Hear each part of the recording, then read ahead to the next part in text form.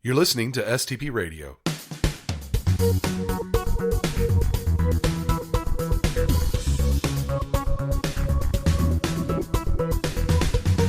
Welcome back to STP Radio. I'm your host, Smita Mishra, and I'm excited to conduct another interview with one of our upcoming speakers at our fall STPCon conference. In case you have not signed up yet, STPCon will be in Dallas, Texas from September 19th through 22nd this year. And if you reach out to me, I can share with you a discount code that will save you on your registrations. Be sure to check out stpcon.com, where you can learn more about the conference, the speakers, our special events, and our conference pricing. You can follow us on Twitter and Instagram. You can find us at SoftwareTestPro on both of these. So let's meet our guest for today. Today, we have Mikko Hypponen. And let me quickly highlight just a few things from his illustrious career. Mikko is the Chief Research Officer of F-Secure. He's been with the company since 1991. He has written on his research for the New York Times, Wired, and Scientific America, and he appears very frequently on international TV. He has lectured at the universities of Stanford and Cambridge, and he has delivered the most watched computer security talk on the internet. He has been the subject of hundreds of interviews in global media, including a 9-page profile in Vanity Fair. He was selected amongst the 50 most important people on the web by the PC World magazine and was included in the FB Global 100 Thinkers list. So welcome to STP Radio, Mikko. Thank you very much, Smita. I'm almost embarrassed listening to your listing of whatever I've accomplished. It's only a small form of it. Like, we have cut out so many things. We could have gone on and on, but it's so great to have you with us. Thank you. Why don't you tell us a little more about you and how you got into security? Well, I've been doing security forever. This is actually my 25th year doing hacker hunting and malware analysis and reverse engineering. So I've seen this whole industry change from the very early days of small security startup companies to the multi-billion-dollar industry it is today. And at the very same time, I've seen the actual attackers change from happy teenage hackers to organized crime, to nation states, and to intelligence agencies, which are behind most of the attacks we see today. You have a keynote with us called State of the Net. You plan to speak about that technology is changing faster than ever and how that the growth of connected digital devices opens up opportunities for online criminals. So can you talk to us about your keynote and what you hope to share with us, with the audience? I'd like to think there's plenty of things I've learned during my years in computers and computer security in particular. But I think one of the most important things I've learned is that complexity is the enemy of security. And what I mean by that is that the more complex our systems are, the harder they are to defend against attackers. We keep seeing attacks which are based on just complexities and multiple layers of technology and the ever more complex protocols in our systems. So if we really would like to make our systems more secure, we would be simplifying our systems and our appliances and our applications with every new release. And that's not what we're doing. We're actually making them more complicated with every new version that comes out. We are never removing any functionality. Instead, we're getting more and more features, protocols, applications. And that really is one of the core problems we have. And it's not just a problem for security as such. It's obviously also a problem for quality assurance people and for testing, because the more complicated our systems are, it's not just that they are less secure, they're also harder to test. I also see, Mikko, that you are a regular TED speaker, besides, obviously on security topics, but it's so great to talk to someone that has spoken for TED before, and I have also always wanted to be a TED speaker as well. And before I actually get into what you talked there about security and your questions, and there are questions about it, let me quickly ask you, how awesome was this opportunity for you, or is it something like it's become a regular thing for you? And is there any takeaway for you from that event? I still remember when I saw my first TED Talk on YouTube years and years ago, back then when YouTube was brand new and TED the conference for technology, entertainment, and design had just started posting a video of every single talk that they do on their conferences to YouTube. And I immediately felt that I want to be there. I want to be there myself. First, I just wanted to be in the audience of a real TED conference. And even that turned out to be surprisingly hard to do in practice, because there's a long queue that you have to go through. You have to have people recommend you to be able to just apply for a queue. It's actually fairly expensive to get in. The tickets cost several $1,000s. But eventually I made it. I was sitting in Long Beach, California in 2010, I believe, in the first TED conference where I was actually present myself. And then I met the people who run it, Chris Anderson and Bruno Giussiani. And I spoke about my ideas about what I could share with the audience, with the TED audience. And then a couple of years later, it actually happened. I had a chance to address a real TED conference, and that really did change, my working days, because once you do a TED talk, then you immediately get an audience of hundreds of thousands of people who will watch your video. In fact, the first talk I did on TED has now over 1.5 million views on it, and that's huge. It's remarkable for a computer security talk. It is ridiculous, and that really opened up many doors for me. And when you are in an event like that, it is remarkable because the audience is so great. And it's not just that they are very knowledgeable and very welcoming. There's all kinds of celebrities in the audience as well, which makes it really weird. But it's very, very friendly, and I'm really happy I've had a chance to speak at TED. I've really watched quite a few of your presentations, and I've really enjoyed them. In fact, in one of your TED presentation, I thought it was very funny how you talked about providing free Wi-Fi to people and hiding notes in the license agreement that stated you will relinquish your firstborn child to F-Secure. And it just proved that no one reads the license agreements today when signing up for the products or services. So I have two questions for you here. Did anyone at all read and catch this small print? Like, was there even one event like that? Or just absolutely nobody read that? And secondly, how do we educate people to be aware of what is in the license agreements? I often say that it is the most common lie that we all tell, which is that, yes, I have read and I agree with the terms and conditions, because we never read them, or we very, very rarely read them. I sometimes take the time to read through the terms and conditions, and it's not fun. And it's not fun because it's legalese, and they are very long. And so obviously nobody reads them. And yes, we've tested this multiple times in multiple different venues in multiple different countries, typically by setting up a free Wi-Fi hotspot where the terms and conditions include something ridiculous like you have to give away your firstborn child, or if you don't have a firstborn child, you have to give your favorite pet to F-Secure Incorporated. And no, nobody has ever caught that. We've done it multiple times. Nobody has ever read the terms and conditions. They've never picked that up. People always just click yes. And there is no good solution to this problem, because you have to, the companies that provide you with service, they have to have some kind of agreement so they are protected by lawsuits. For example, if you provide Wi-Fi connectivity and then somebody uses that connectivity to send spam, you want to be protected from that. So the solutions that we do have aren't very straightforward either. There are services that actually turn terms and conditions into plain text, simplify them, and make it really obvious what you're actually consenting to.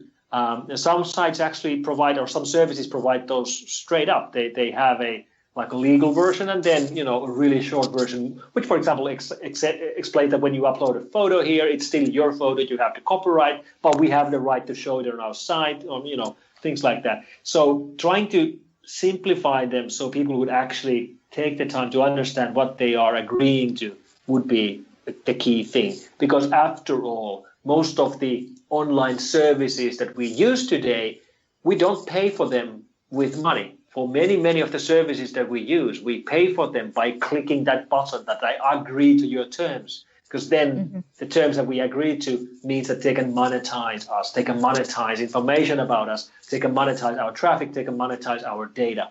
And in many cases, I would actually much rather pay for services with money than with paying with my data. That's so true. And as funny as it sounds that nobody caught this, it's as scary as it can be to be misused. What we have to be clear that we never went and picked up anybody's firstborn child, even though we had the right to do it. We haven't done it. We haven't done it yet. Yeah, you have the legal authority now, right? I would assume. So in the same TED presentation, Mikko, you also mentioned there is no free lunch. So many people would be surprised by this because we all believe that there are so many free apps out there. But people don't understand that they are giving something to the app provider, like you just rightly said right now about the contact details or many other data. Whether they pay for the initial download of the app or not, it's not really free. And I'm sure that in the early years, people that used to get emails from Nigeria or other places stating your relative has died and left you $3 million, they were fooled by it. Everyone knows now not to reply to such emails. But how do we really help the community understand that what is happening within the free apps, and how do we really get them to understand it? It isn't easy. And one of the reasons why it isn't easy is that we already have a whole generation of people who have grown up living in a world where the internet has always existed. The web has always existed. We have 20-year-olds now who don't remember the time before Google. They don't remember time before Wikipedia. They don't understand how we could ever find our places around a city without, Google Maps or Siri or things like that. And this generation, they've paid for content and paid for services with their data all their lives. They don't remember a time where you would pay for services and for, let's say, news online with money. And it's very hard to change their opinions anymore. It's very hard to turn back time and try to make this go away. This is the norm. This is how they think it's supposed to be. And of course, it could have turned out otherwise. I mean, when the web was young, let's say 1994, when the first content providers started making sites, like, for example, news sites, which would provide you news or weather reports, there was no way to pay for the content. And at that time, if the early browsers would have implemented some mechanism of paying for content with some online easy micropayment system, that might be the way we would pay for content today. But that never happened. And instead, we ended up with this system which, made $80 billion to Google last year. Google made $80 billion in revenues last year, mostly with products that nobody pays any money for, like Google Search and Google Maps and Gmail. You don't pay anything when you use these. And that clearly illustrates just how valuable our data is and just how valuable it is to profile us, the users. And it might be that we've already lost the war on privacy because we already have the first generation of people who don't remember the time where this wasn't the norm. But I refuse to accept that we would already lost the war on security. What would you think is the right way to actually go about privacy and security, especially from the government side, like people who actually allow these things to happen? When the internet was young, governments and politicians and the decision makers ignored the internet. They could not have cared less. They didn't understand what it was about. They didn't see the importance of it. Now, clearly, that has now changed. Clearly today, politicians and the powers that be very much understand the power of the internet, and they very much want to control the internet. And they very much also want to use the internet as means of control and as means of surveillance. And we are the first people in mankind's history who can be tracked at this level. Intelligence agencies have existed for decades and hundreds of years, actually. But they've never been able to monitor people at the level that they are able to do today because we use technology for almost all of our communication. Wherever we go, we always keep a tracking device in our pockets, although we don't call them tracking devices. We call them mobile phones or smartphones, but that's what they are. And that is a unique situation. And I don't really think we've understood what this change really means. This has been a very quick change, and we still have a lot to learn about how this changes mankind as a whole. I completely agree with that. And in one such presentation of yours that I came across a couple of years back was it was titled as "How the NSA Betrayed the World's Trust. Time to Act."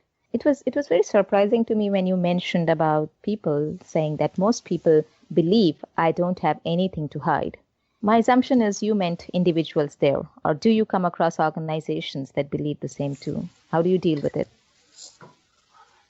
Very often people sort of surrender when they learned about governmental surveillance. They sort of give up because they don't see any way of fighting it. They don't see any way of protecting themselves. They feel that if a government wants to look at their communication or wants to monitor what they're doing on their computers or phones, they can always do it.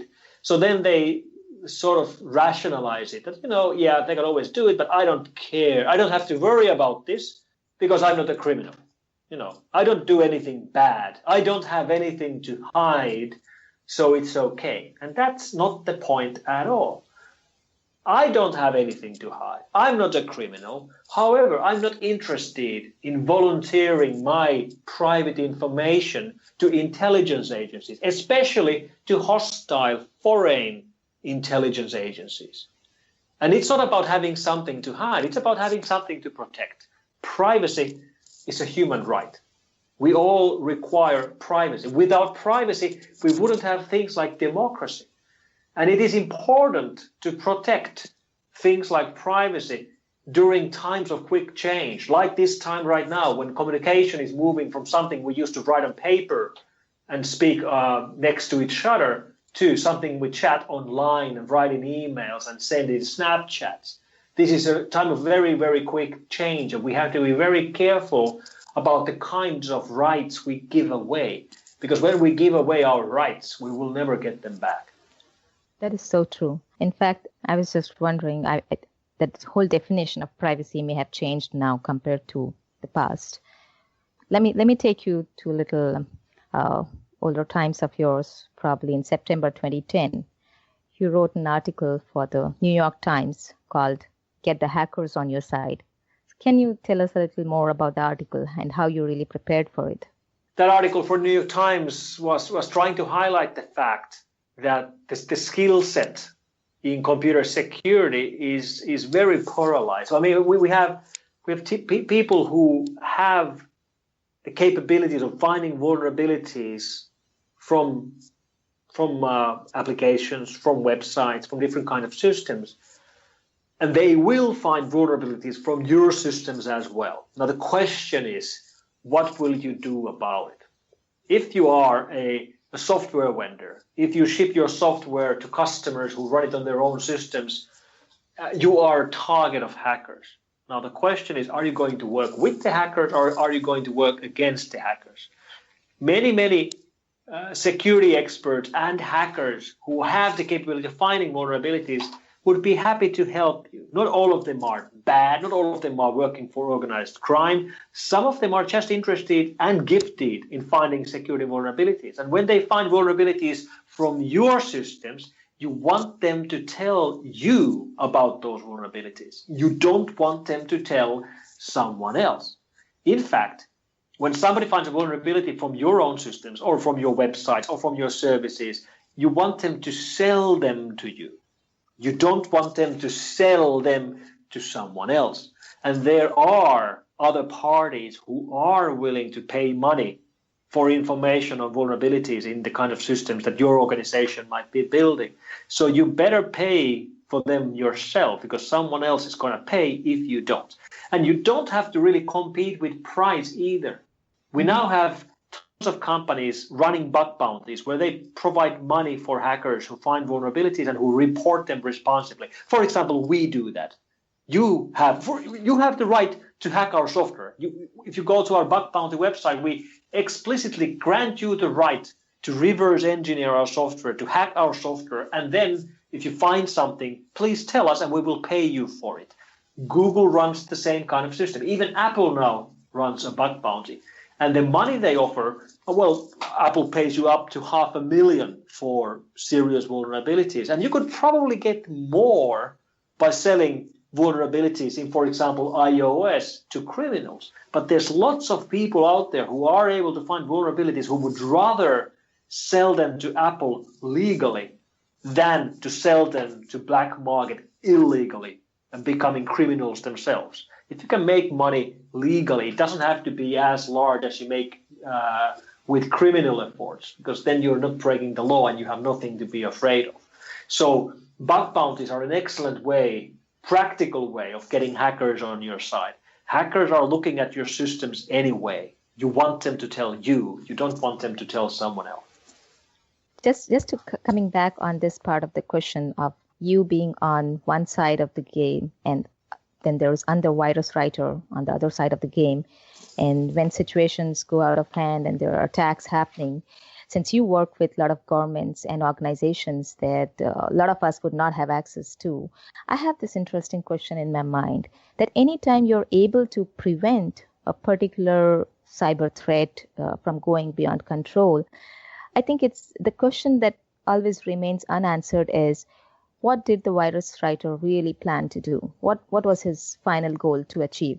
So do you, after solving the issues and after you have blocked the virus from multiplying further and attacking further, do you actually investigate into this, or you or any other organizations you know of? Yes, we actually do this. And many of the cases that we try to stop, and many of the attacks that we try to stop, we might not be able to stop them from the beginning. So the attackers typically get away with part of the proceeds of their crimes. And the most typical motive for malware writing or online attacks is money making. They make money with their attacks. They make serious amounts of money with their attacks. And that's sort of understandable because money is a very good motivator. People do all kinds of things for money. And if you can make money with online crime and get away with it, it's no surprise there's someone somewhere in the world doing that. Now, on a typical day in our labs here at F-Secure, we receive around 350,000 suspected malware samples to be analyzed. We estimate that over 95% of those 350,000 samples a day are coming from organized online crime groups. So criminal malware writing, criminal attacks is the vast majority of the attacks that we see. The remaining 5% of samples that we analyze every day then go to a variety of different groups, including white hat hackers creating attacks, trying to find vulnerabilities so they can secure the systems. They go to hacktivist gangs like Anonymous who are doing attacks, who are breaking the law, but they're not trying to make money. They're trying to protest, or they have a political motive. Or they might be coming from governmental attackers or targeted attacks, ATP attacks, APT attacks, which are targeted cases where governments, typically intelligence agencies, try to hack into organizations to steal information. So it's not about money there either. But money is the biggest motivator.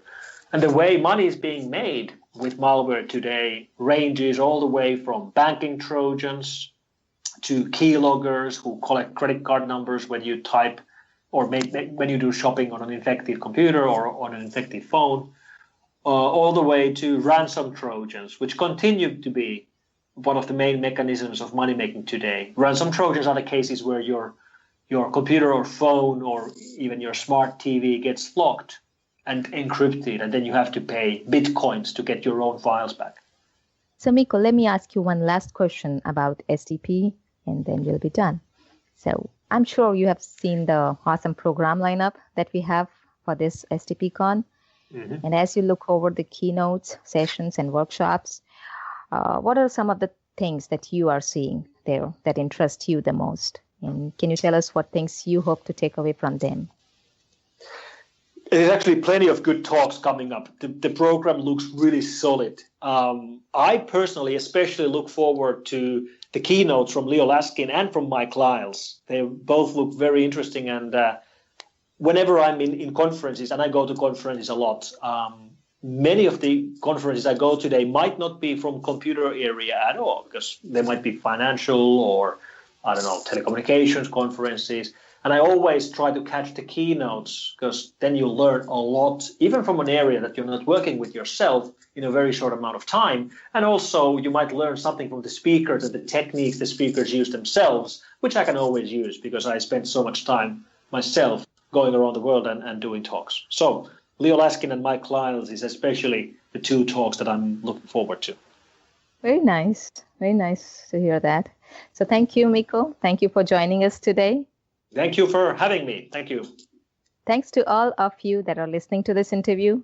Stay tuned for more interviews this month from all our upcoming speakers. And most importantly, we expect to see each and every one of you at STPCon in Dallas, Texas this next month. Thank you. Thanks for listening to this episode of STP Radio. You can find out more about STPCon coming up in Dallas September 19th through the 22nd by visiting stpcon.com. For more information, discounts, and more STP Radio episodes, follow us on Twitter @SoftwareTestPro.